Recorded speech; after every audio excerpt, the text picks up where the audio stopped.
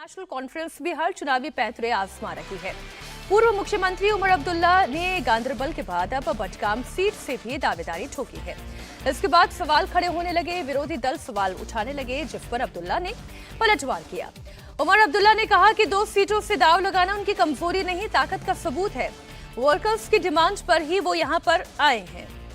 आपको जानकारी दे दी, 4 महीने पहले बारामूला लोकसभा सीट से उमर अब्दुल्ला को करारी शिकस्त मिली थी। 2 लाख से ज्यादा के अंतर से लोकसभा चुनाव वो हार गए थे।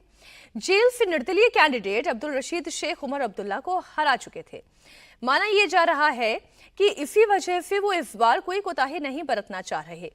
ये संयोग ही है कि गांदरबल से उमर अब्दुल्ला को जेल में बंद मौलवी सरजान अहमद चैलेंज कर रहे हैं। वो उमर अब्दुल्ला के लिए खतरा भी बताए जा रहे हैं।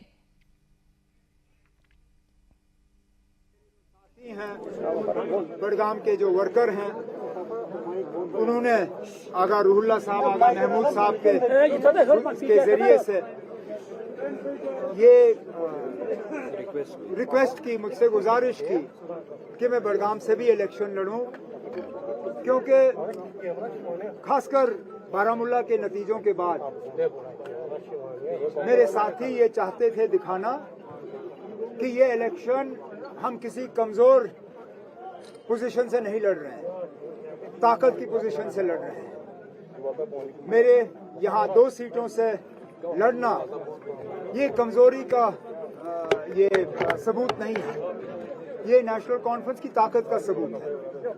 क्योंकि अगर खतरा होता तो शायद मेरे साथी मुझे यहाँ से लड़ने की इजाजत नहीं देते, लेकिन इनका मुझे यहाँ से इलेक्शन लड़वाना वो इस बात का सबूत है कि चाहे बारामूला हो, चाहे श्रीनगर हो, चाहे अनंतनाग हो, नेशनल कॉन्फ्रेंस के हक में आज एक हवा चल रही है। और उम्मीद करते हैं कि जब वोट गिने जाएंगे तो कामयाबी नेशनल कॉन्फ्रेंस की यहाँ पे होगी और जहाँ जहाँ हमारे अलायंस के साथी हैं वो कामयाब होंगे। इससे पहले उमर अब्दुल्ला की टोपी उतारकर भावुक अपील करने का एक वीडियो वायरल हुआ था। वोट के लिए उमर अब्दुल्ला ने इमोशनल अपील की थी और टोपी उतारकर लोगों से वोट मांगा था। उमर अब्दुल्ला ने कहा था कि उनकी इज्जत अब आपके हाथों में है।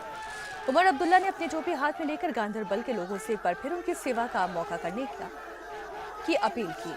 ऐसे में ये सब क्लियर बता रहा है कि उमर अब्दुल्ला बारामूला लोकसभा सीट पर मिली हार को अब तक भुला नहीं पाए हैं। वो अपनी कमजोरी भी जानते हैं, लेकिन अपनी ताकत भी जानते हैं। 2 लाख से ज्यादा के अंतर से मिली हार के बाद वो किसी भी तरह से कोताही नहीं बरतना चाहते।